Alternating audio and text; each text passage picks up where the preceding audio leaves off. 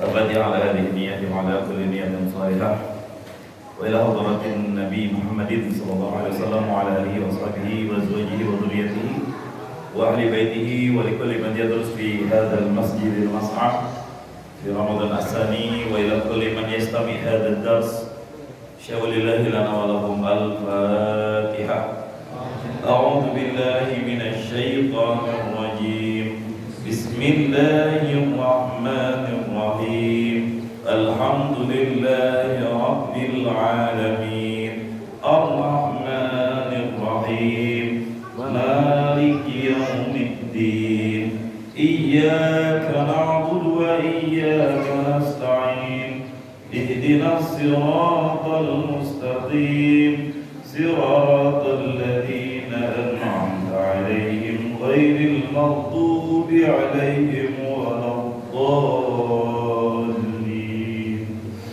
آمين يا الله يا رب العالمين. بسم الله الرحمن الرحيم. اللهم فقهنا في الدين وعلمنا التأويل. Pagi yang berbahagia ini kita akan sama-sama mengaji, mengulang, kaji kitab suci Al-Quran dengan panduan tafsir Jalalain yang dikarang oleh dua ulama. Yang pertama Imam Jalaluddin Al-Mahalli dan juga Imam Jalaluddin As-Suyuti. Saya sudah sampaikan kemarin mukadimah bahwa kitab ini dikarang oleh dua ulama. Kebetulan namanya sama-sama Imam Al-Jalal. Di tengah jalan imam yang pertama, Imam Jalal yang pertama wafat. Kemudian gak selesai, kalau tidak salah seingat saya sampai surat Al-Kahf, dilanjutkan oleh Imam Jalal yang kedua. Imam Jalal yang pertama dan yang kedua digabungin dua Jalal, disebutlah dengan Jalalain. Dua Jalal. Al-Mahalli yang pertama, yang kedua As-Suyuti. Dua-duanya sama-sama Jalal. Kemudian ini kehebatannya para ulama bisa saling melengkapi dan sistematika penulisan tafsirnya pun sama persis dengan apa yang dirintis oleh Imam Jalal yang pertama dengan Imam yang kedua. Maka ini disebut dengan tafsir dua ulama yang bernama Al-Jalal atau disebut dengan Imam Jalalain. Kita tematik kalau ngejar khatam mungkin 40 tahun belum mungkin selesai ngejar Quran. Apalagi model cuma seminggu sekali. Tapi kita ambil poin-poin penting yang kebetulan pagi yang berbahagia ini kita masuk di bulan suci Ramadan. Doa yang Allah ijabah dari bulan Rajab kemarin, kita doa Allahumma barik lana fi Rajab wa Sya'ban wa ballighna Ramadan. Sekarang sudah ada di hadapan kita semuanya, alhamdulillah. Kemudian masalah puasa ini sedikit sudah saya singgung sebelumnya, bahwa di awal-awal Nabi SAW berdakwah syariat puasa itu belum ada. Apalagi ketika Nabi ada di Mekah. Selama dakwah Nabi di Mekah itu tidak ada satupun sahabat yang puasa di bulan Ramadan. Bukan malas, karena emang belum ada perintahnya pada saat itu. Perintahnya belum datang, syariatnya belum diturunkan, hingga kemudian ketika datang perintah hijrah dari Mekah ke Madinah, awalnya waktu itu wajib Pak ya. Semua umat Islam yang masih bertahan di Mekah wajib hijrah, transmigrasi ke kota Madinah. Yang gak hijrah, dia mampu, dia sehat, itu dosa saat itu. Jadi semuanya dipaksa untuk pindah. Setelah di Madinah ternyata respon luar biasa, Islam semakin kuat di sana, menjadi peradaban baru.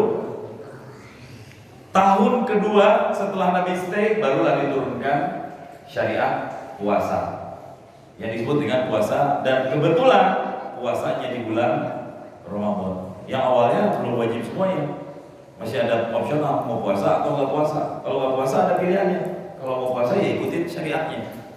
Awalnya kayak gitu ya.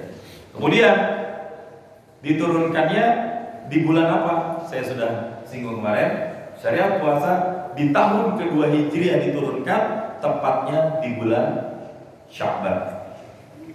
Tepatnya di bulan Sya'ban itu mulai puasa.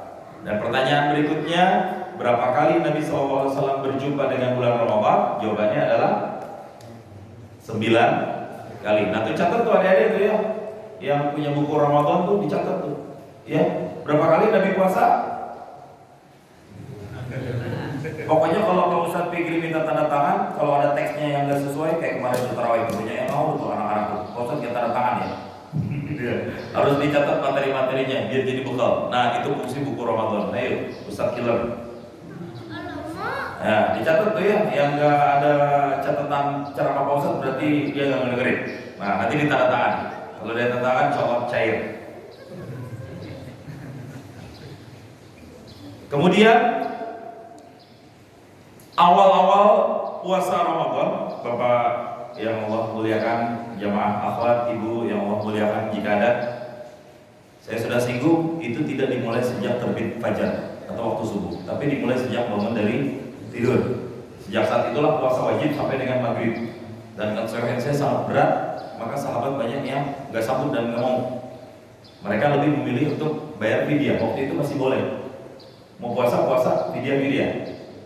Tapi berikutnya ayat itu dimansuh atau diamandemen dengan ayat berikutnya, nggak ada pilihan lain selain puasa. Dan berat para sahabat. Andai kita diwajibkan kayak gitu, kita begadang tiap malam. Jangan ada yang tidur sebentar, puasa dia, nggak boleh ngopi lagi. Walau sebentar, kayak kita tidur bangun itu udah puasa hitungannya. Kalau ngajinya habis maghrib atau habis isya. Nah itu sahabat banyak yang berat, kita juga keberatan tentunya. Maka puasa ini tidak bisa dilakukan kecuali sesuai dengan panggilan Allah. Ya ayyuhalladzina amanu. Hanya ini yang menjadi kunci kenapa puasa bisa dilakukan dan dilaksanakan. Kita baca ayat yang ke-183. Barangkali nanti kalau yang ada mushaf kita akan urai kata demi kata di dalam tafsir. Monggo bisa dilihat. Saya baca untuk tabarukan di ayat yang pertama. Bacanya mungkin gak usah dengan morotal, gak apa-apa, tapi baca dengan qiraat standar, baca kitab. Baru berikutnya mungkin jika ada jemaah yang ingin melanjutkan, ya berikutnya dengan bacaan yang morotal, seterusnya kita bisa lanjutkan kembali sampai seterusnya, walaupun nanti sudah lewat bab puasa sampai ayat 187, kita lanjut untuk mencari keberkahan Quran insyaallah. Baik. A'udzubillahi minasyaitonirrajim. Al-Baqarah 183. Ya ayyuhalladzina amanu kutiba ay furida alaikumus siyamu kama kutiba alal ladzina min qablikum minal umami la'allakum tattaquna al-ma'asiya fa innahu yukassiru syahwata allati hiya mabda'uha. Ya ayyuhalladzina amanu. Ya artinya wahai. Ya hai kalau bahasa Indonesia. Dalam bahasa Arab ini disebut hurufnya huruf nida. Nida itu artinya panggilan. Fungsi nida ini berlaku lil bu'di wal qarib. Berlaku untuk objek yang jauh ataupun yang dekat, tetap bisa panggil dengan iya. Ya. Yang dekat dari sisi saya misalnya.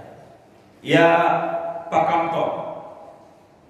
Itu boleh. Yang jauh ya Pak Hari. Itu sah dengan kata-kata ya. Karena nanti ada kalimat-kalimat hanya bisa digunakan yang dekat untuk yang dekat. Yang jauh nggak bisa. Contohnya hadza dzalika. Ini itu. Dari bahasa Indonesia kita udah paham. Ini lil qarib untuk menunjuk sesuatu yang dekat. Itu lil bu'd untuk menunjukkan sesuatu yang jauh. Kita pakai itu. Bahasa Sunda ada 3. Eta, itu, tah. Tah. Itu. Kalau bahasa Arab untuk jauh ataupun dekat, ketika ingin memanggil seseorang itu pakailah dengan kalimat ya. Ini kalimat global, syumuliyah. Untuk ihtiram ke yang tua bisa. Ya Syekh, ya Ustaz, boleh. Ya Habib, ya Kiai, itu boleh. Atau guru kepada murid disebut namanya ya Karim, ya Abdul, ya Mustafa, boleh. Itu tidak menunjukkan sesuatu yang suul adab. Langsung sebut nama. Ya, dengan kalimat ya. Nabi SAW sering manggil nama atau kunyahnya. Ya Aba Hurairah, ya Aba Mas'ud, ya Aba Abdullah. Itu boleh. Berarti Allah Subhanahu wa taala menggunakan dalam firman-Nya diksi ya, ini adalah panggilan. Maknanya dia secara isyarat, buat siapapun hamba-hambanya, baik yang jauh dari Allah ataupun yang selama ini dekat kepada Allah, begitu turun ayat ini, ya ayyu, wahai sekalian. Ayyu di sini adalah harfut tanbih, huruf tanbih. Tanbih itu artinya waspada, siaga. Artinya begitu ada panggilan ya ayyu, seperti dunia kemiliteran, atas nama komandan atau pangkat yang lebih tinggi manggil, nggak ada jawaban lain selain satu kata, apa? Siap. Apapun, mau dikasih perintah mau nggak, siap. Nanti kamu datangnya siap, baru belum selesai ngomong udah siap. Ya emang udah seperti itu tradisinya, taat dengan atasan. Siapapun yang menjadi wasilah atau wakilah dari atasan wajib untuk didengarkan. Ayo siap, siap sebelum menerima perintah, siap ketika diberikan perintah, siap untuk menjalankan perintah. Itulah ayo. Kita mungkin di sini pernah mendengar di dunia militer, jangankan jadi bawahan Pak, kita berteman sama atasan aja itu dihormati Pak. Saya pernah masuk ke Angkatan Senjaya, yang bawa masuk saya langsung dan lanutnya waktu itu Marsma, pangkatnya bintang 1, Marsekal, emaknya itu muda apa dia? Marsekal muda, bintang 1 kalau nggak salah di TNI AU. Ya, masuk ke dalam. Karena ngelihat saya di samping komandannya, pengen ke toilet. Saya nanya mau propos tuh, propos apa namanya tuh Pak yang jaga-jaga itu? Pom, polisi militer. Saya nanya gitu, Pak, mohon maaf, siap. Saya langsung siap, saya juga kaget kan. Padahal saya bukan komandan. Siap. Mau ke toilet, siap. Izin, catat. Terus sigap itu. Dalam hati, nggak perlu jabatan tinggi katanya. Jadi Ustaz juga dihormati. Artinya apa? Mereka juga punya etika. Lihat siapa tamu komandan wajib setara menghormatannya. Maka Allah juga menghormati, bukan membandingkan. Seperti itu kedekatan orang-orang yang Allah panggil, ya ayu, semua kalian hamba-hambaku yang lagi dekat sama aku, yang lagi jauh sama aku, dipanggil semua oleh Allah Subhanahu wa taala, baik yang imannya merasa jauh, imannya merasa dekat. Ayyuha alladzina, orang-orang yang amanu, beriman. Ini menjadi fungsi bahwa kadang-kadang iman itu lagi naik, kadang-kadang iman itu lagi turun, kadang-kadang iman lagi jauh, kadang-kadang iman lagi dekat. Pokoknya semuanya ayyuhalladzina amanu dipanggil oleh Allah Subhanahu wa taala. Ini dasarnya. Cuma kan namanya panggilan iman kan enggak kedengaran pakai telinga kan Pak. Yang kedengaran pakai ya imannya. Toa sekencang apapun, ajakan saudara apapun, sedekah sampai ke depan rumah diketok-ketok. Kalau enggak ada iman baik enggak bakal mau. Intinya itu panggilan iman.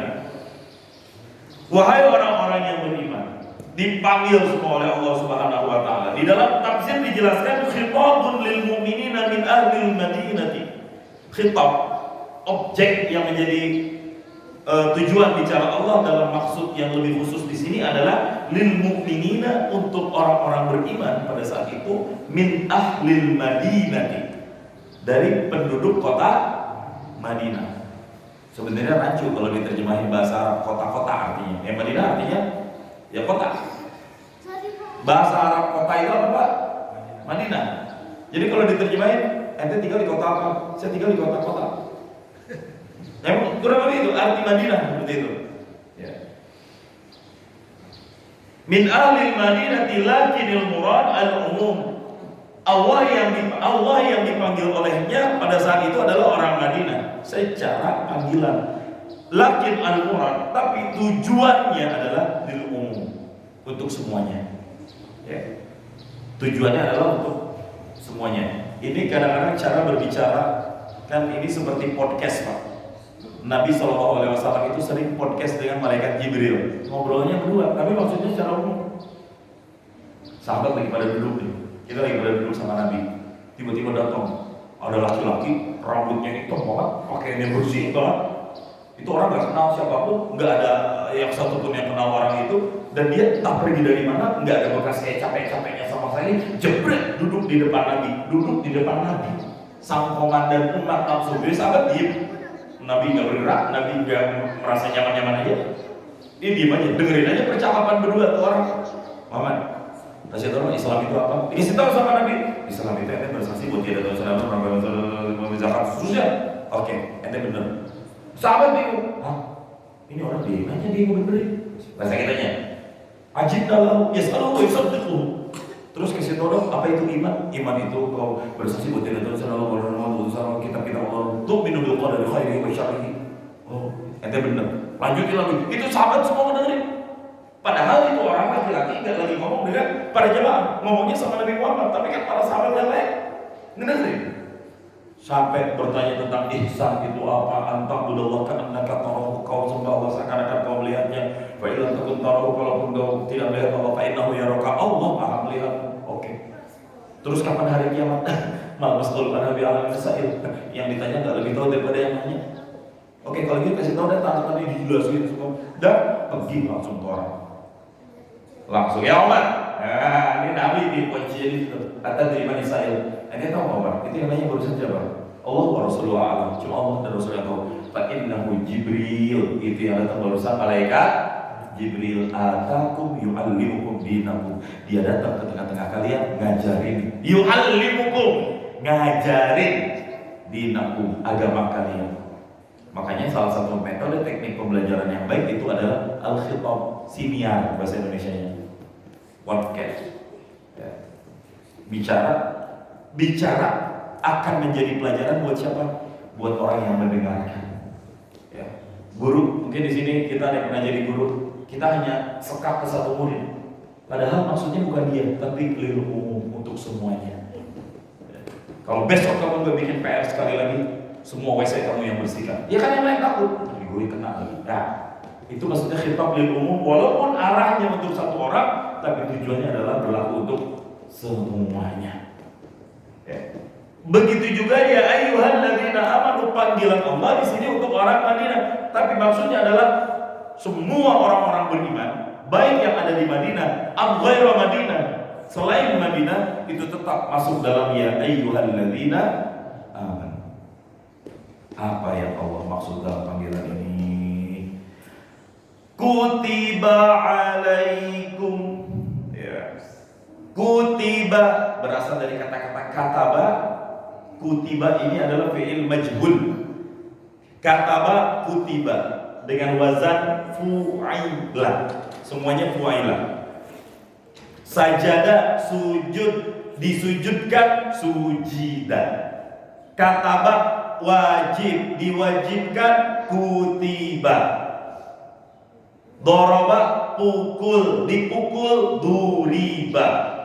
Nazara lihat, dilihat nuzira. Syahada menyaksikan, disaksikan syuhida. Gitu. Ya, nama kita kalau ada yang bahasa Arab bisa namanya dibina majhul. Apa bahasa Indonesia-nya Pak kalau pakai di awalan? Ya lupa, ada kaitan dalam bahasa Indonesia. Pukul, dipukul gitu. Pasif aktif ya. Kalimat pasifnya ya. Kalimat pasifnya dalam bahasa Arab disebut ma'ruf dan majhul. Qatala, kutila, doroma, duriba, fa'ala, fu'ila, syakara, syukira, sholla. Artinya sholat, sulliya, disolatkan. Nah, itu diksi dalam bahasa Arab. Kutiba. Apa makna kutiba? Di dalam dijelaskan ay furido, diwajibkan. Nah, di sini kalimat intinya. Furido alaikum, diwajibkan ke atas kalian semua apa? As-siyam. Nah, ini menjadi maf'ul. Ya. As-siyam, oleh siyam. Makanya ada kata, Pak Ustadz ini kenapa gak pakai saum? Kenapa pakainya siam? Nah, ini yang top. Puasa kita kadang di level saum, kadang di level siam, Pak, tergantung iman hari itu. Kalau tidak nahan lapar doang, saum namanya.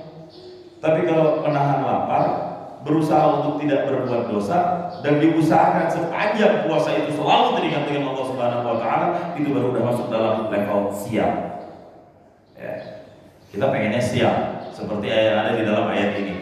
Kenapa enggak kutiba alaikumus shaum? Kenapa digunakan kutiba alaikumus shiyam? Sama maknanya dulunya puasa, tapi orang yang udah puasanya di level paling high, ini udah masuk dalam kategori as-shiyam. Ya. Wa huwa lughatan al-imsak. Secara bahasa arti puasa itu adalah al-imsaku, menahan. Hilang puasanya nggak boleh hilang imsaknya. Sekali lagi, boleh hilang puasanya, tapi imsaknya nggak boleh hilang. Maka ada orang-orang yang tetap wajib untuk wajib untuk imsak sekalipun dia sudah tidak puasa. Siapa di antaranya mereka yang merusak puasa dengan cara yang tidak benar? Jadi jangan lagi nanti, saya sudah selalu bikin teka-teki pertanyaan, kalau ada orang sengaja jam 8 pagi makan, sengaja dia tahu puasa di bulan Ramadan tanpa ada uzur syar'i apapun, dia makan satu buah anggur, jelas puasanya batal. Kita tanya lagi ke dia, jam 11 entar boleh makan gak? Pasti orang-orang bakal jawab boleh. Kita tanya lagi, kenapa boleh? Pasti jawabannya satu, emang udah batal. Batal puasa, tapi imsak tidak boleh hilang. Artinya apa? Itu orang kendali tidak lagi wajib berpuasa. Ayo udah batal puasanya, tapi imsaknya tetap wajib untuk dijalankan. Artinya apa? Dia nggak boleh makan minum sama persis seperti orang puasa dari sejak terbit fajar atau sejak saat detik itu sampai dengan maghrib. Atau kayak orang puasa Pak Ustaz? Betul. Tapi dia puasa? Enggak puasa. Wajib diqodho? Wajib pada hari itu. Plus dia dapat dosa besar pada hari itu. Nah, atau apa bedanya sama puasa? Beda. Kalau puasa sudah dalam satu bungkusannya, imsak esensi menahan yang ada di dalamnya. Jadi artinya dia tidak puasa, tapi dia wajib untuk imsak. Nah, ini esensi daripada puasa. Dan secara Allah al-imsaku menahan. Jadi kalau ketika kita menahan diri, nahan capek, nahan kantuk, nahan nyetir seharian, keluarga pada tidur, kita capek nyetir, enak banget melihat, itu imsak tuh, lagi puasa. Secara bahasa. Wa minhu inni nadartu lirrahmani shauma. Ada kata-kata inni nadartu, sesungguhnya aku bernazar lirrahman, kepada Allah Ar-Rahman, shauma. Ini kalimat siapa ini? Aku bernazar untuk berpuasa dari ngomong. Siapa yang mengucapkan kalimat ini? Ibunda Nabi Isa. Siti Maryam ketika itu duduk, lah ini kok bisa perempuan lahir tanpa seorang suami? Dituduh macam-macam, viral beritanya tuh, masuk lambetul rahim itu segala macam. Tapi tetap beliau no komen sampai Allah yang membuka tabir dan rahasianya itu sendiri. Di sini baru sauma, bukan siapa. Ya, ada yang di dalam Al-Quran, inni nadartu lirrahman, aku nazar untuk tidak berbicara dengan siapapun, puasa dari ngomong pada saat itu. Makanya puasa yang lain puasa anti ngomong. Ada nggak Pak? Ada. Saya udah ceritain di pesantren saya. Tiap bulan Ramadan, masjid itu udah disekat khusus untuk jamaah perempuan. Ada jamaahnya udah datang, berapa orang? Tahun ini 120 orang. Masuk satu thariqah namanya khalwah. Ini gak harus, tapi ada orang pengen ngamalin ayat ini. Jadi dia fokus dari awal Ramadan sampai Idul Fitri, dia duduk di satu tempat hanya mengingat kepada Allah di tempat itu. Untuk suplai makanan semua ditanggung oleh panitia atau keluarganya. Dan dia tidak boleh berucap satu patah kata pun, inni nadartu lirrahmani shauma. Ya. Namanya khalwah. Khalwah itu menyendiri, gak boleh ngomong, gak boleh bicara satu patah kata pun, dan harus dihiasi hari-harinya. Kalau gak zikir, tidur. Intinya itu aja. Kalau gak zikir, tidur. Kalau tidur, hanya untuk beristirahat dari lelahnya zikir. Itu aja. Kayak kita tidur di masjid kan, kita niatkan untuk itu, beribadah, beristirahat dari lelahnya ibadah, ya kan? Bukan niat dari rumah bawa bantal. Ya itu kan di masjid yang lain kan ya. Di sini mah gak ada insya Allah. Lihat aja tak 10 terakhir. Udah gak lupa ya, kita nggak tahu tempat yang lain. Ya. Niat ibadah di masjid, niat tidur di masjid kayak gitu. Ya. Nah itu juga gitu. Pokoknya nggak boleh berbicara. HP, apalagi HP itu jangan bicara. Wah, bisa sama aja bohong. Esensinya tuh nggak boleh ada hari selama Ramadan yang dia lupa dari Allah. Bisa nggak kita di level itu Pak? Artinya urusan nafkah udah harus selesai itu. Itu lebih berat dari haji dan umroh Pak. Haji umroh masih bisa video call, masih bisa belanja, apalagi belanja. Ini udah selesai. Jadi sebelum puasa nafkah untuk anak udah disiapin, untuk suami udah disiapin, cari penggantinya, minta izin ada ridho, udah baru masuk dari kokol. Entar keluar kapan? Baru puasa. Itu mukanya nenek-nenek, baca nenek-nenek yang udah pada tua-tua sepuh-sepuh ini di akhir hayatnya beribadah kepada Allah, nggak lupa sama Allah. Nah itu maksud di level puasa yang siang, pengennya di level yang kayak gitu. Kalau kita makan asal nggak batal itu udah hebat banget kan. Ya walaupun sama es buah masih kegoda gitu kan. Ya, kecoa lewat kayak korma jam 3 sore itu. Level puasa kita mungkin masih seperti itu. Pak, berat tuh Pak. Buat orang-orang yang nggak bisa puasa, Pak, berat. Kita masih ada iman. Tapi tanya Pak, sama orang-orang yang benar mokel Pak. Tahu mokel? Kalau nggak puasa, dia bohong gitu. Berat Pak. Karena apa yang mulia? Kata siapa sih udah nemuin orang yang kayak gitu? Kalau lu gak puasa bro, gue sakit baik. Sakit tapi dia masih kuat kerja seharian gitu. Tiba-tiba datang ke rumah muntah. Muntahnya isinya toge semua. Emaknya ngeliat, perasaan tadi selalu kagak pakai toge kok. Gak kuat Pak. Ya karena emang ukurnya iman. Kita gak sahur juga gak masalah. Gak sahur juga gak masalah. Karena lagi kekuatan iman ini yang jadi sumber kenapa kita bisa tahan dengan godaan seberat apapun. Resikonya satu aja, misah kamar dulu atau aktifkan ruang keluarga. Kita tidur di situ kalau siang hari. Kita biarin emaknya anak di dalam kamar sendirian. Itu aja. Ya. Nah kita pengen berada di level puasa yang imsaknya sekeren itu, menahannya sekuat itu. Nah secara istilah apa di dalam tafsir dijelaskan? Wastilaha al-imsaku an syahwatayil batni wal faraj. Wastilahan secara istilah yang dimaksud dengan puasa itu adalah al-imsaku menahan an syahwatai dari dua jenis syahwat. Ini yang ditahan utamanya. Ini yang fardunya. Al-imsaku an syahwatai dari dua unsur syahwat. Yang pertama al-batni, syahwat perut. Yang kedua al-farji, syahwat farji. Nah itu intinya. Ini bahasanya lebih simpel ya.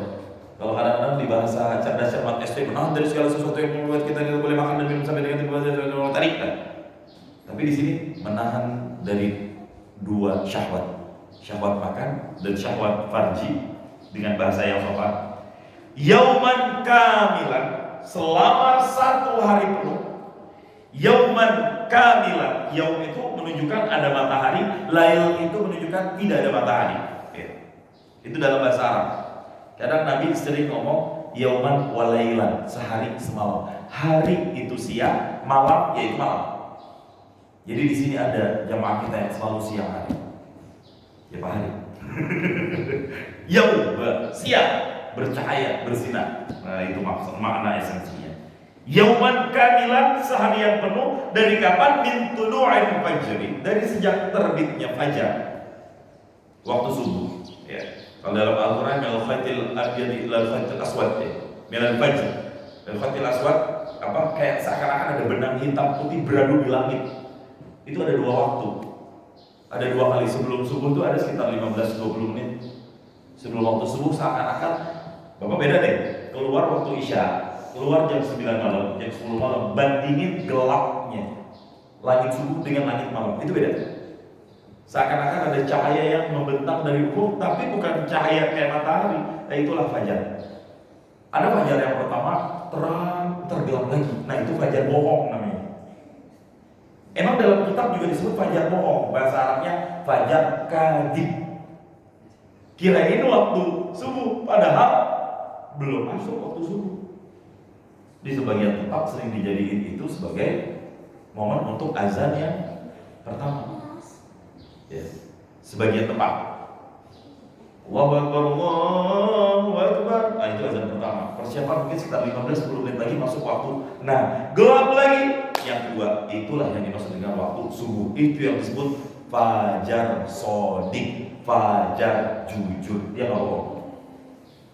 Ya, berarti fajar itu ada dua. Iya. Teman saya fajar, kalau saya tanya dia bohong orang jujur. Ada orang Makassar. Fajar Semboy. Nah itu. Nah, dari sejak terbit fajar sampai kapan? Ila ghurubi syams, sampai dengan terbenam matahari. Ila ghurubi syamsi, sampai dengan terbenam matahari, biniyati taqarrubi ila Allah Ta'ala, dengan niat mendekatkan diri kepada Allah Ta'ala. Itu definisi puasa versi Imam As-Sawi yang mensyarah kitab tafsir Jalalain ini. Jadi menahan dari dua syahwat, batni dan farji, intinya itu. Ya. Kutiba alaikumus siyam, diwajibkan atas kamu berpuasa. Kita lanjut sedikit hari ini satu ayat aja.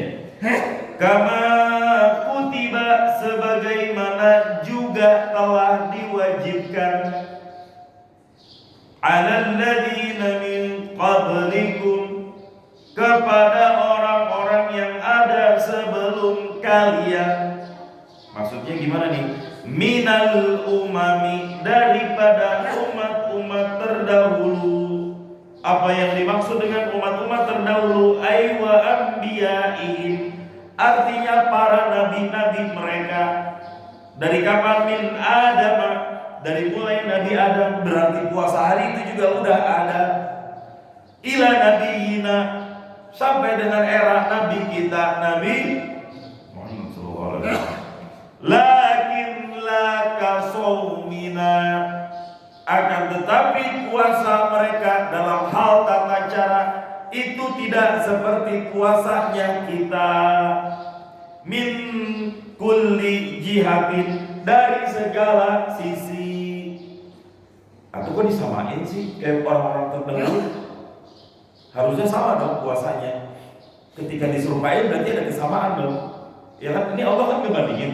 Kalian diwajibin puasa kayak orang-orang dulu. Nah, diksi kayak orang dulu itu kan penyerupaan. Kenapa diserupakan? Harus ada kesamaan. Lah, kalau puasa orang dulu dengan cara Nabi Muhammad beda, kenapa Allah harus samain? Di mana letak persamaannya? Nah, dalam ilmu balaghah ini disebut dengan wajibut tashbih. Letak sisi persamaan. Di mana letak samanya?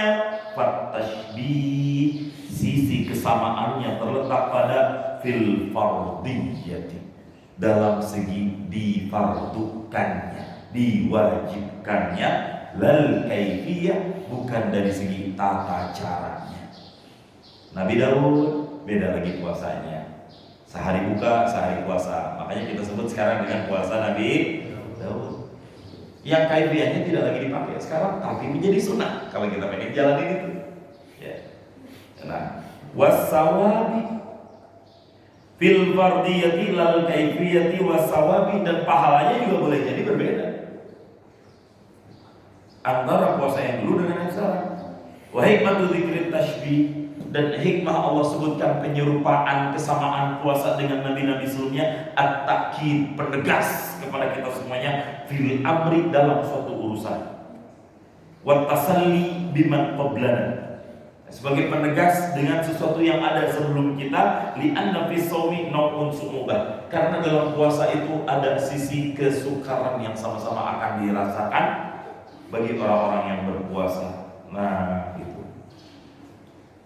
Kemudian qawluhu fa innahu yukashiru syahwat, dan puasa juga bisa udah sampai sini dulu.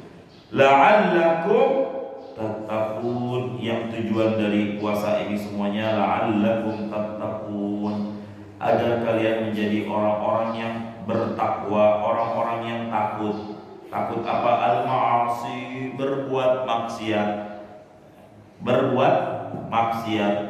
Fa innahu yukassiru syahwata, karena berbuat maksiat itu bisa menghancurkan fa innahu yukassiru syahwata allati hiya mabda'uha, karena berpuasa ini bisa menjadi benteng tameng merusak syahwat kita, yang syahwat ini adalah mabda'uha, permulaan segalanya. Nafsu itu permulaan segalanya. Jadi puasa ini menjadi benteng buat kita. Makanya ada hadis, ya ma'syarasy syabab, wahai sekalian pemuda. Ini Nabi ngomong buat yang belum berkawin. Ya ma'syarasy syabab, wahai sekalian pemuda, man istata'a minkumul ba'ah, siapapun yang sudah sanggup ba'ah, siap untuk nikah. Yang kalau nggak nikah akan jadi bahaya untungnya. Falyatazawwaj, nikahlah. Kalau kalian udah sanggup nikah dan nggak nikah jadi bahaya, jadi ancaman, dan kalian udah punya nafkah yang sanggup untuk menghidupi calon istri kalian, falyatazawwaj, kata Nabi, kawin dulu, jangan ditunda-tunda. Fa innahu aghaddu lil basar, karena nikah itu bisa menjaga pandangan, bisa menundukkan pandangan. Kita nggak larang lirik yang lain, iman kita terjaga. Maksud pandangan, basor ini pandangan hati, Pak ya, bukan pandangan mata. Pandangan mata nazar, pandangan hati basor. Nanti kita jalan sama orang, melihat cewek cakep, pirang lagi. Kita tanya ke dia, ente kapan duduk ke bawah? Itu bro, lu lihat di depan. Ya terus kapan duduk? Enggak apa-apa. Oh, jaga pandangan ya? Enggak. Terus gue lagi berkhayal tentang dia, asal sama aja. Mata tunduk, hati yang belum tunduk. Nah, itu belum sempurna al-ghaddu lil basar atau ghaddu basar. Kenapa? Nah, nikah itu bisa jadi benteng ke arah itu. Wa ahfadzu lil farji, dan bisa lebih menjaga untuk farjinya seseorang, kemaluannya seseorang. Ada tempat yang halal berpahala untuk menumpahkan syahwat pada tempatnya. Syahwat di tempat di jalan yang benar jadi pahala, ditempatkan di jalan yang salah jadi dosa. Begitu sabda Nabi Sallallahu Alaihi Wasallam. Ya Rasul, kalau nggak sanggup kawin gimana? Duitnya belum siap. Wa man lam yastati, kalau belum sanggup untuk kawin, nafkah dan lain sebagainya, fa alaihi bisawm, Nabi minta hendaklah dia berpuasa. Fa innahu lahu wija, karena puasa itu bisa jadi tameng. Nah, ini salah satu di antara hikmah puasa, bisa menjadi benteng seseorang. Wijaun ay qati'un li syahwati, pemutus syahwat sementaranya, ya, meredakan syahwat sementara. Nah, itu Nabi SAW minta kepada kita semuanya untuk menjaga diri kita dengan cara berpuasa. Dan secara tidak langsung ini pesan dari Allah Subhanahu wa taala buat kita semuanya untuk memperkaya dan menjaga iman kita. Ya, karena kalau kita duduk dengan orang-orang yang beriman, ya otomatis iman kita nambah. Lihat, kita sering bergaul selama ini sama siapa, itu menentukan cerminan diri kita. Kalau kita sering bergaul dengan orang-orang yang kaya, ya pasti Allah akan tumbuhkan tuh rasa dan kecintaan kepada dunia dan juga harta. Kalau kita sering duduk dengan orang-orang yang bergaul dengan orang-orang yang miskin, pasti Allah akan tambahkan rasa syukur dan ridho kita dengan apapun yang Allah Subhanahu wa taala berikan. Kalau misalnya kita sering duduk dengan orang-orang yang zalim, pasti Allah akan berikan kita berani untuk berbuat kesalahan, bahkan sekalipun itu di depan orang lain. Kalau kita sering bergaul dengan anak-anak misalnya, pasti Allah akan tumbuhkan humoritas di hati kita. Suka bercanda, suka bermain, suka bersenda gurau, nggak serius-serius banget hidupnya. Kan enak Pak, ngomong orang yang serius, dikit aja kesinggung sama dia. Kudu hati-hati tuh, apalagi kalau dia ada di dalam grup WA, hati-hati. Itu kenapa? Kecilnya jarang main sama kecil. Saya suka main sama anak-anak, walaupun kadang saya sering tegur anak-anak, ayo jangan main, tapi ada caranya, karena dunia mereka ya dunia permainan. Itu teknik dan cara. Saya sering-sering bergaul sama anak biar kita lebih ceria hidupnya Pak. Jangan galak-galak, walaupun bukan anak kita. Tapi kalau udah di masjid maka anak siapapun jadi tanggung jawab kita sebagai orang tua sosial mereka. Itu kewajiban bersama. Ya orang tuanya ke masjid, lu jaga, jangan sampai anak lu ke masjid, tapi dosanya lu tanggung sendiri, gitu aja. Nah, jadi sering-sering hikmah kita bermain dengan anak-anak seperti itu. Ya kalau misalnya kita sering bergaul dengan orang-orang yang fasik, ya siap-siap aja Allah akan tambahkan al-batar, hati yang keras dan enggan untuk menerima kebenaran. Kalau kita sering bergaul dengan orang-orang yang soleh, Allah pasti akan tumbuhkan rasa cinta kita kepada ibadah. Dan kalau kita sering bergaul dengan orang-orang yang alim, orang-orang ulama, pasti Allah akan tambahkan kecintaan kita pada ilmu dan pemahaman agama. Mudah-mudahan ini menjadi mabda yang baik, awal yang baik. Insyaallah puasa ini bisa mendekatkan diri kita kepada Allah Subhanahu wa taala, dikelilingi orang-orang soleh, dikelilingi orang-orang baik yang ada di sekeliling kita. Amin ya Allah ya Rabbal alamin. Baik. Kita tutup dengan membaca doa sama-sama. A'udzubillahi minasyaitonirrajim. Bismillahirrahmanirrahim. Alhamdulillahirabbil alamin, hamdan alamin, hamdan syakirin, hamdan yufi ni'amahu wa yakfi mazidah. Ya Rabbana lakal hamdu wa lakal mulku wa lakal syukru kama yanbaghi li jalali wajhikal karimi wa 'azimi sultanik. Allahumma shalli ala sayyidina Muhammadin wa ala ali sayyidina Muhammad. Allahumma ahsin aqibatana fil umuri kulliha wa ajirna min khizyi dunya wa 'adzabil akhirah. Allahumma innaka afuwwun karimun tuhibbul 'afwa fa'fu 'anna ya rahim ya rahim ya arhamar rahimin. Allahumma inna nas'aluka ridhaka wal jannah wa na'udzu bika min sakhatika wan nar. Allahumma habbib ilayna al-iman wa zayyinhu fi qulubina wa karrih ilayna al-kufra wal fusuqa wal 'isyan waj'alna minal rasyidin. Rabbana la tuzigh qulubana ba'da idh hadaytana wa hab lana min ladunka rahmatan innaka antal wahhab. Rabbana atina fid dunya hasanah wa fil akhirati hasanah wa qina adzaban nar. Sallallahu ala sayyidina Muhammadin wa ala alihi wa sahbihi wasallam wa akhiru da'wana alhamdulillahi rabbil alamin. Assalamualaikum warahmatullahi wabarakatuh. Waalaikumsalam warahmatullahi wabarakatuh.